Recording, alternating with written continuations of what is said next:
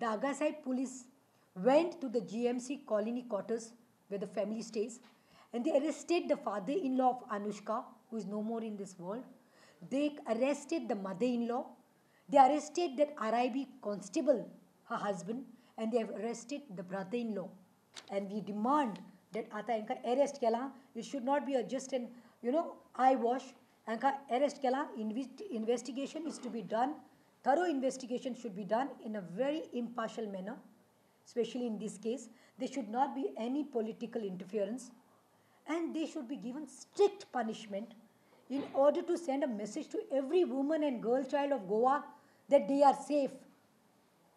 The message should go, and that every criminal mind, हे आयज डावरीक लागून हुंड्याक लागून जे हें जावपाक लागल्या चलयो मरपाक लागल्या ते सासूमाय सासूपाय गोवाक देखून एक खंय तरी एक कितें म्हणटात एक लेसन मेळपाक जाय की क्रिमिनल मायंड जे आसता ते आनी परतून दॅट असले कोण करता that they will not be spade.